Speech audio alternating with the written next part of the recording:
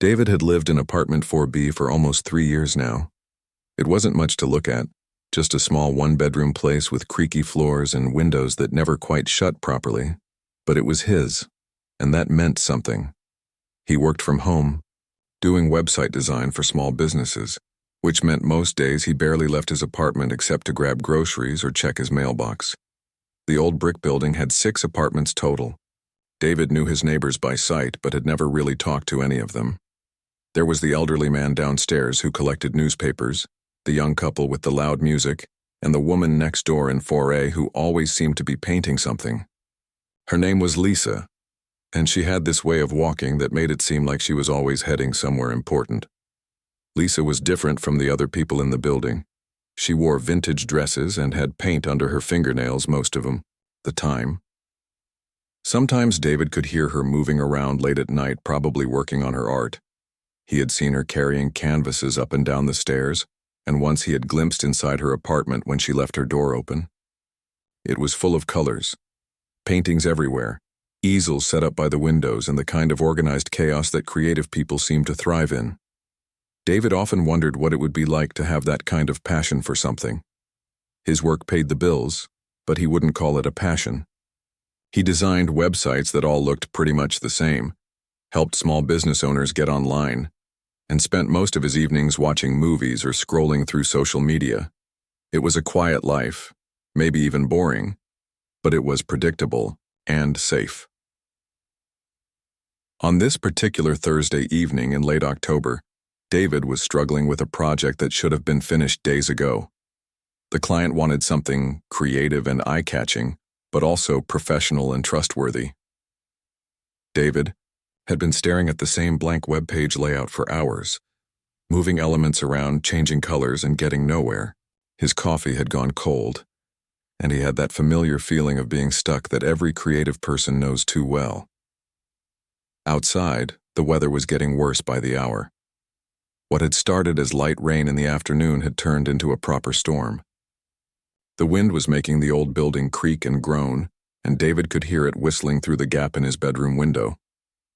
He had been meaning to fix that gap for months, but like most things that weren't urgent, it kept getting pushed to tomorrow. The storm seemed to match his mood perfectly. Everything felt gray and stuck. David had been in this rut for weeks now, maybe even months. Wake up, work on uninspiring projects, eat dinner alone while watching something mindless on his laptop, go to bed, repeat. He couldn't remember the last time he had felt excited about anything, or even talked to another person for more than 5 minutes. Sometimes he could hear Lisa next door, and it made him wonder what her life was like. Did she have friends who came over to see her paintings? Did she go to art shows and gallery openings? Did she travel to interesting places for inspiration? From his window, David had watched her leave the building dressed up for what looked like important meetings or dates. She always seemed to have somewhere to be, and people waiting for her. David's own social life had slowly disappeared over the past few years. After college, staying in touch with friends had required more effort than he wanted to put in. Work relationships stayed at work. Dating felt like too much trouble, especially when his days were already full of deadlines and client meetings over video calls. He had gotten comfortable with being alone, maybe too comfortable. The apartment felt smaller on nights like this, when the storm outside made him more aware of the walls around him.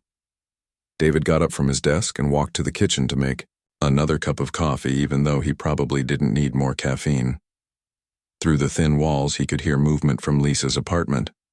It sounded like she was moving furniture around, which was unusual for this time of night. As David waited for his coffee to brew, he found himself thinking about the conversation he had overheard in the hallway a few weeks ago.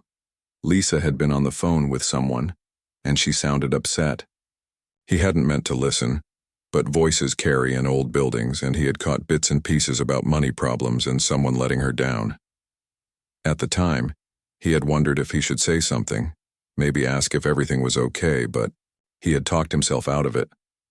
What would he say? They barely knew each other. Now hearing the sounds from next door, David wondered if Lisa was going through something difficult.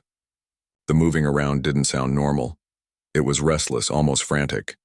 But it wasn't really his business, was it? They were neighbors, nothing more. Still, something about the sounds made him feel uneasy, like there was trouble brewing just on the other side of his wall. David went back to his computer and tried to focus on his work, but the creative block was stronger than ever. The storm outside was getting louder and the sounds from next door continued. He found himself glancing at the wall between their apartments, wondering what was happening over there and whether Lisa was okay. Little did David know that just a few feet away, Lisa's entire world was falling apart, and the storm outside was nothing compared to the chaos building up in her life. In a few hours, everything would change for both of them in ways that neither could imagine. Lisa sat on her living room floor surrounded by papers, bank statements, and legal documents that might as well have been written in a foreign language. The coffee table was covered with her laptop, phone, and a notebook filled with phone numbers she had been calling all day. Each conversation had made things worse, and now she felt like she was drowning in problems that seemed to have no solutions. The morning had started like any other Thursday. Lisa had woken up early, made her usual cup of tea, and planned to spend the day working on paintings for her upcoming gallery show. She had been so excited about this opportunity. It was going to be her first solo exhibition, and she had been preparing for months. Everything was finally falling into place, or so she thought. The phone call that changed everything came at 9:30 in the morning. It was her business partner and boyfriend, Jake, calling from what sounded like an airport.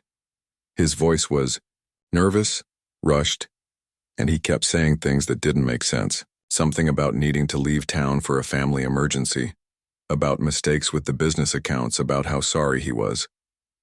At first, Lisa thought he was having some kind of breakdown. Jake had always been the organized one, the one who handled the business side of their art studio while she focused on creating. He took care of the books, managed their shared bank accounts, and dealt with all the boring paperwork that came with running a small business. Lisa trusted him completely, which now seemed like the biggest mistake of her life. After the call ended abruptly, Lisa had rushed to their shared studio space downtown. The building manager met her at the door with an eviction notice. 3 months of unpaid rent. Lisa stared at the paper, reading it over and over, but the words didn't make sense. Jake had always assured her that the rent was being paid automatically from their business account. That's when she discovered the first problem. Their business bank account was empty. Not just low on funds, completely empty. Months of sales. From her paintings, money she had earned from art classes she taught on weekends, even the deposit from the gallery show. All of it was gone. The bank manager, a tired-looking woman who clearly dealt with situations like this more often than she wanted to, explained that Jake had withdrawn everything over the past 2 months in small amounts that wouldn't trigger any alerts. Lisa's hands were shaking as she called her personal bank. The savings account she had been building for years, her emergency fund, her safety net, also empty. Jake had access to this account because they had been planning to buy a house together. The representative on the phone was sympathetic but clear. All the withdrawals were technically legal since Jake was an authorized user on the account. The rest of the day became a blur of phone calls and devastating discoveries. The gallery that was supposed to show her work called to say they had heard about her business troubles and were reconsidering the exhibition. Someone had contacted them, probably one of Jake's friends, spreading rumors about Lisa being unreliable and financially unstable. Then came the call that broke her heart completely. Her best friend Kelly, the one person she thought she could count on no matter what, answered the phone with a guilty voice. Through tears and stammered explanations, Kelly admitted that she had been seeing Jake for months. They were together, now probably on a plane to somewhere Lisa couldn't follow them. Kelly kept saying she was sorry, that it just happened, that she never meant for Lisa to get hurt. Lisa hung up and stared at her phone, wondering if this was all some kind of terrible dream. In less than 8 hours, she had lost her business, her savings, her boyfriend, her best friend, and possibly her career as an artist. The life she had spent years building was completely gone. As evening turned to night, Lisa found herself calling everyone she could think of who might be able to help.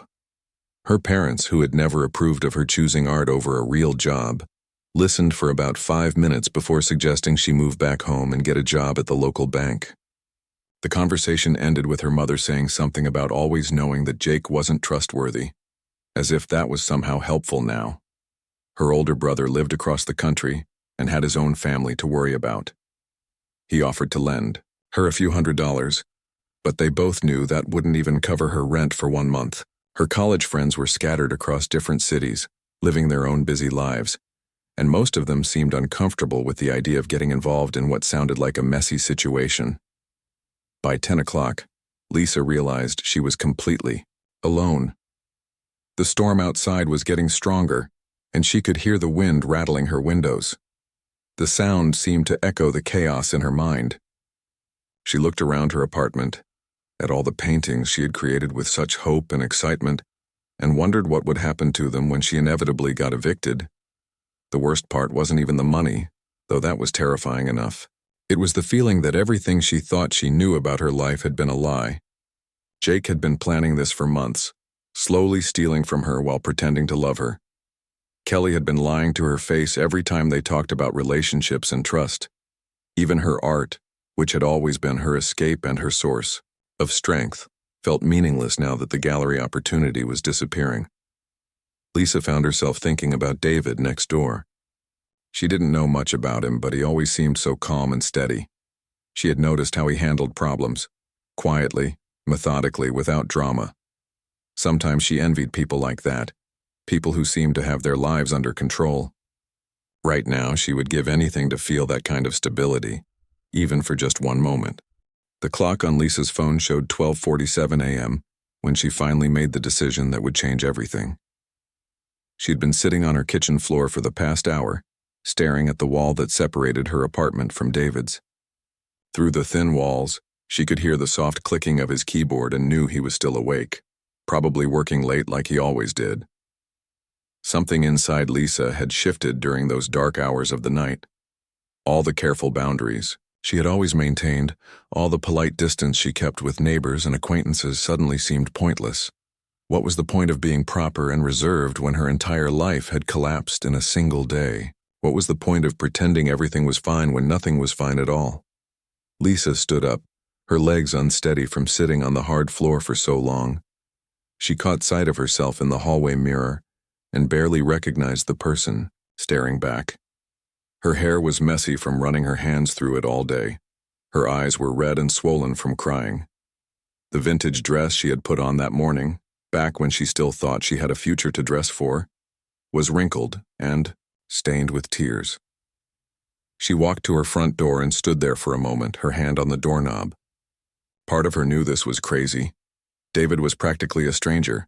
They had maybe exchanged 50 words total in all the time they had been neighbors. But right now, he was the only person in the world who was close enough to hear her if she screamed. The hallway was dimly lit by a single overhead bulb that flickered occasionally. Lisa could see the strip of light under David's door and hear the familiar sounds of someone working late. The quiet tapping of keys, the occasional creak of a desk chair. Normal sounds, safe sounds. The sounds of someone whose life wasn't falling apart. Lisa knocked softly at first, just a gentle tap that she wasn't even sure he would hear. When there was no response, she knocked again, a little louder this time. Her heart was beating so fast she thought it might wake up the whole building. The sounds from inside stopped. She heard footsteps approaching the door, and then David's voice, cautious and concerned. "Who is it?" "It's Lisa, from next door." Her voice sounded strange to her own ears, hoarse from crying and shaky with exhaustion. There was a pause, and then she heard the sound of locks being turned. David opened the door, and Lisa saw the surprise in his eyes as he took in her appearance. He was wearing an old t-shirt and jeans, and his hair was messy in the way that happens when someone has been running their hands through it while thinking. "Are you okay?" he asked. And something about the genuine concern in his voice made Lisa's careful composure crumble completely. Instead of answering, she stepped forward, pushing gently past him into his apartment. David stepped back, clearly confused but not wanting to block her way. His apartment was exactly what she had expected, neat, organized, with the kind of furniture that was practical rather than stylish. His computer was set up on a small desk, by the window, the screen showing what looked like a half-finished website design. "I need to tell someone," Lisa said, her voice barely above a whisper. "I need someone to know that I existed before all of this happened." David closed the door behind her, still looking bewildered. "Before all of what happened? Lisa, what's going on?" And then the words started pouring out of her. Everything that had happened that day, Jake's phone call, the empty bank accounts, the discovery of the affair, the loss of her gallery show, the realization that everyone she had trusted had been lying to her. David listened without interrupting, his expression growing more concerned with each detail. As Lisa talked, something strange began happening. With each secret she shared, each loss she admitted to, she felt like she was shedding pieces of the person she used to be. The careful, independent artist who had everything under control was disappearing, layer by layer, until all that was left was someone completely raw and exposed. "I have nothing left," she said, her voice getting stronger even as tears continued to fall. "No money, no business, no friends I can trust, no future plans. Everything I thought was real was just an illusion." She looked around David's apartment, taking in the evidence of his stable, predictable life. His bills were neatly organized in a small basket on his desk. His dishes were clean and put away. There were books on his shelf that looked like they had actually been read. Everything about his space spoke of someone who had his life together, someone who made careful decisions and didn't let emotions drive him into dangerous territory. "I've been pretending for so long," Lisa continued, "pretending that I had everything figured out, that I was this successful, independent person who didn't need anyone. But it was all built on lies that other people told me, and now I don't even know who I really am." David was watching her carefully, and Lisa could see him trying to figure out how to respond. Part of her knew she was scaring him. That showing up at someone's door after midnight in the middle of an emotional breakdown wasn't normal neighbor behavior, but she couldn't stop herself. "I'm not the person I thought I was," she said, her voice growing quieter. "I'm not strong or independent or successful. I'm just someone who trusted the wrong people and believed the wrong things. Everything about me was connected to Jake, to our business, to the life we were building together. Without all of that, I don't know what's left." The vulnerability she was feeling was unlike anything she had ever experienced. It was terrifying and liberating at the same time. For the first time in years, maybe in her entire adult life, she was being completely honest about how lost and scared she felt. "I'm all yours," she said finally, the words coming out before she could stop them. "Not in any romantic way, but in the sense that I have absolutely nothing left to hide behind. No pretenses, no carefully constructed image, no plans for the future. This is who I really am when everything else is stripped away." David stood there in his quiet apartment, looking at this woman he barely knew who had just laid her entire broken life out in front of him. And in that moment, both of their lives changed forever. David stood there for what felt like forever, trying to process everything Lisa had just told him.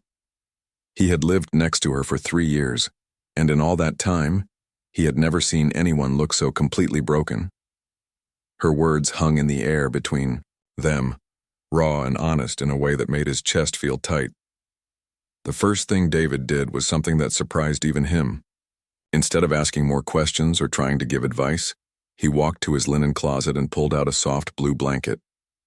He brought it back to Lisa, who was now sitting on his couch with her arms wrapped around herself, shivering despite the warmth of the apartment. "Here," he said gently, draping the blanket around her shoulders. "You're shaking." Lisa looked up at him with eyes that seemed to see him clearly for the first time. "Thank you," she whispered, pulling the blanket tighter around herself. David went to his kitchen and put the kettle on. He wasn't sure why making tea seemed like the right thing to do, but it gave him something to focus on while his mind tried to catch up with the situation. As he waited for the water to boil, he found himself thinking about all the times he had heard sounds from her apartment and wondered if she was okay. Now he knew she hadn't been okay for a long time. When he came back with 2 mugs of chamomile tea, Lisa was staring out his window at the storm. The rain was still coming down hard, and occasional flashes of lightning lit up the darkness. "I can't believe I just did that," Lisa said, accepting the warm mug gratefully. I can't believe I came over here and dumped all of this on you. You must think I'm completely crazy. David sat down in the chair across from her, leaving enough space so she wouldn't feel crowded. I don't think you're crazy, he said. I think you've had the worst day anyone could possibly have, and you needed someone to listen. Something in his voice made Lisa really look at him.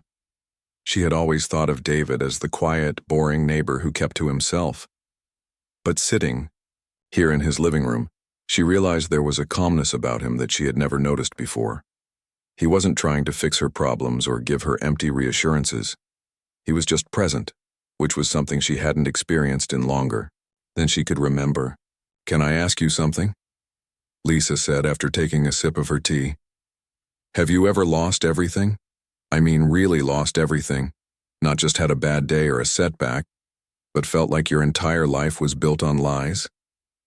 David was quiet for a long moment. Lisa was starting to think he wasn't going to answer when he finally spoke. 2 years ago, I was engaged to someone named Rebecca. We had been together for 4 years, and I thought I knew exactly what my life was going to look like. We were planning a wedding, looking at houses, talking about kids. I had also started a business with my best friend from college, developing apps for small businesses. He paused to take a sip of his tea, and Lisa could see that this wasn't easy for him to talk about. The business failed first. Not because we weren't good at what we did, but because my friend had been using our business credit cards for personal expenses. Gambling, mostly. By the time I found out, we owed more money than I had ever seen in my life. I had to declare bankruptcy, and it destroyed my credit for years. Lisa felt her heart sink. She wasn't the only one who had trusted the wrong person. Rebecca left 2 weeks after that. She said she couldn't handle the stress and uncertainty. She had already been having doubts about our relationship, and the financial problems just gave her an excuse to leave. I found out later that she had been talking to her ex-boyfriend for months before she officially broke up with me. Oh, David, Lisa said softly. I'm so sorry. The worst part wasn't even losing the money or the business, David continued. It was realizing that I had built my entire sense of self around what other people thought of me. I was the successful entrepreneur, the guy with the perfect girlfriend, the one who had everything figured out. When all of that disappeared, I had no idea who I actually was. They sat in comfortable silence for a while, both lost in their own thoughts. Outside, the storm was starting to calm down, though rain was still pattering against the windows. How did you get through it? Lisa asked eventually. Very slowly, David said with a small smile. And with a lot of help from people I barely knew. My downstairs neighbor, Mrs. Chen, started bringing me dinner once a week because she noticed I was losing weight. The guy at the coffee shop down the street gave me free coffee when he found out I was job hunting. Small kindnesses from people who didn't owe me anything. Lisa thought about this. She had always prided herself on being independent, on not needing help from anyone. But maybe that had been part of the problem. I also learned that starting over isn't the worst thing that can happen to you, David continued. It's scary, but it's also freeing. When you have nothing left to lose, you can make choices based on what you actually want, not on what you think you're supposed to want. As the hours passed, Lisa found herself talking more than she had in months. She told David about her childhood, about how she had always felt like she had to prove herself to everyone. She talked about her dreams of being a real artist, not just someone who painted pretty pictures for tourists. She even found herself laughing a little when she described some of the ridiculous arguments she used to have with Jake about money. You know what's funny? Lisa said, as the first hints of dawn started to appear outside. I feel more like myself right now, sitting here in your living room wearing yesterday's clothes and having lost everything than I have in years. Does that make any sense? David nodded. Perfect sense. Sometimes you have to lose everything fake to find something real. As the sun came up, Lisa started to feel embarrassed about her dramatic entrance the night before. She stood up, folding the blanket neatly and setting it on the couch. I should probably go, she said. You've been incredibly kind and I don't want to take up any more of your time. Lisa, David said, standing up as well. I want you to know that you don't have to face this alone. I know we don't know each other very well, but if you need help figuring out the legal stuff with Jake, or if you just need someone to talk to, I'm right next door." Something in Lisa's chest loosened at his words. For the first time in 24 hours, she felt like maybe, just maybe, she was going to be okay. "Thank you," she said. And this time when she smiled, it reached her eyes. "I think I'm going to take you up on that offer." 6 months later, Lisa stood in the middle of her new art studio, a small converted warehouse space on the other side of town. Sunlight streamed through the tall windows, casting long shadows across canvases that lined the walls. The space smelled like paint and possibility, and for the first time in longer than she could remember, Lisa felt genuinely excited about her future. The legal battle with Jake had been exhausting, but successful. David had connected her with a lawyer friend who specialized in financial fraud cases, and they had managed to recover most of her stolen money. Jake had been arrested trying to board a flight to Mexico and was now facing serious criminal charges. Kelly had returned to town eventually, full of apologies that Lisa no longer needed to hear. Some bridges once burned didn't need to be rebuilt. The process of fighting for her money back had been harder than Lisa expected, not because of the legal complexities, but because it forced her to relive all the ways she had ignored the warning signs. Jake had been secretive about money for months before he disappeared. Kelly had been distant and strange whenever Jake's name came up in conversation. Lisa had sensed something was wrong, but had talked herself out of trusting her instincts because she wanted so badly to believe that her life was as perfect as it looked from the outside. But the struggle had also taught her things about herself that she never would have discovered otherwise. She was stronger than she thought, more resilient than she had given herself credit for, and capable of starting over even when it felt impossible. More importantly, she had learned the difference between being independent and being isolated. David had been there through all of it, not as a romantic interest or even as someone trying to fix her problems, but as a true friend. He had sat with her through long phone calls with lawyers, helped her research new studio spaces, and celebrated with Chinese takeout when she finally got her money back. He had also shared more of his own story with her, and Lisa had come to understand that his quiet, steady presence wasn't boring at all. It was the result of someone who had learned to value authentic connections over impressive appearances. Their friendship had grown slowly and naturally. They started having coffee together on Sunday mornings, talking about work and life and dreams they had never shared with anyone else.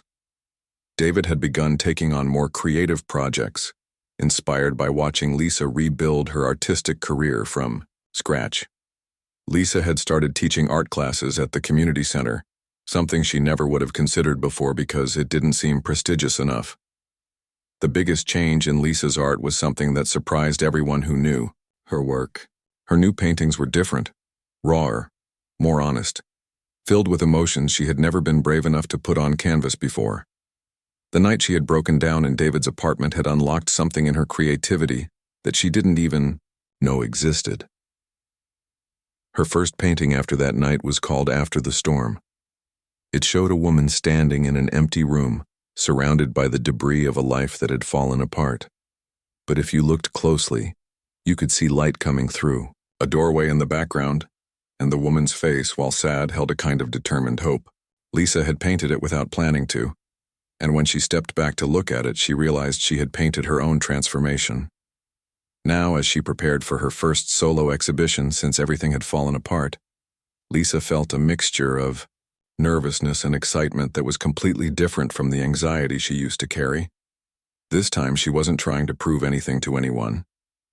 She was simply sharing her truth through her art, and whether people understood it or not was beyond her control. David knocked on the studio door just as Lisa was hanging the last painting. She had asked him to come see the exhibition space before the opening that evening, and she was curious about his reaction to the work she had created over the past few months. "Wow," he said, looking around at the paintings that covered the walls. "Lisa, these are incredible. They're so different from your older work, but in the best possible way." Lisa smiled, wiping paint-stained hands on her jeans. "They're more honest, I think. I used to paint what I thought people wanted to see, what would look good in someone's living room or what would impress critics. These paintings are just Me. David stopped in front of After the Storm and studied it for a long moment. This one especially, he said. You can feel the sadness, but there's something hopeful about it too. Like the worst thing that could happen already happened, and now there's nowhere to go but up. That's exactly right, Lisa said. I painted it the week after that night when I showed up at your door. I kept thinking about how terrifying it was, to have nothing left to hide behind, but also how freeing it was to stop pretending. They walked through the studio together, and Lisa explained the inspiration behind each piece. There were paintings about betrayal and trust, about starting over and learning to ask for help, about the difference between loneliness and solitude. David listened carefully to each story, asking thoughtful questions and offering insights that showed he truly understood not just the art, but the journey behind it. I have something for you, Lisa said when they had finished looking at all the paintings. She led him to a covered canvas in the corner of the studio. I've been working on this one for months, but I wasn't sure if I should show it to you. She pulled away the cloth to reveal a painting of two people sitting in a small living room, sharing tea while a storm raged outside the windows. The scene was painted in warm colors that contrasted with the dark weather outside, and there was something about the way the two figures were positioned that spoke of safety and understanding. It's called The Kindness of Strangers, Lisa said softly. But you weren't really a stranger, were you? You were just someone I hadn't given myself permission to know. David stared at the painting, clearly moved. I can't believe you painted this. It's beautiful, Lisa. It captures that night perfectly, but also what came after. I want you to have it, Lisa said. I know it's not your usual style of decoration, but it means something to me that you have it. You saved my life that night, not in a dramatic way, but in a real way. You saw me at my absolute worst and somehow made me feel human again. David looked like he might argue about taking such a personal piece, but Lisa held up her hand. Please. You taught me that accepting help doesn't make you weak. It makes you connected to other people. Let me give you something back. The gallery. Opening that evening was everything Lisa had hoped it would be, and nothing like her previous art shows. Instead of networking with people who might buy her paintings, she found herself having genuine conversations about art and life with strangers who had been moved by her work. Several people told her that her paintings had made them think about their own experiences with loss and recovery. David was there, of course, along with Mrs. Chen from their building, and several other people who had become part of Lisa's new, more authentic life.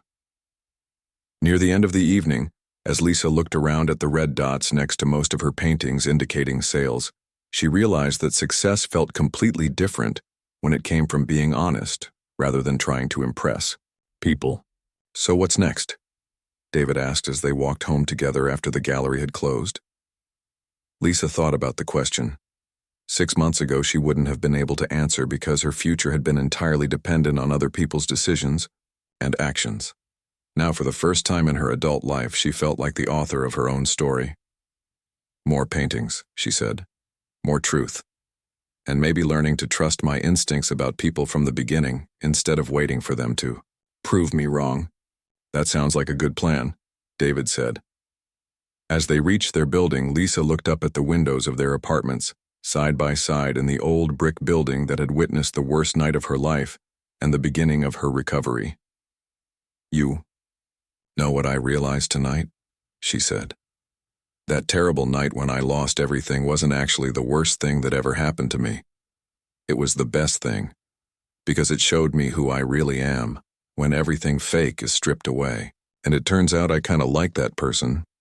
David smiled. I like that person too, he said. She's much more interesting than the one who had everything figured out.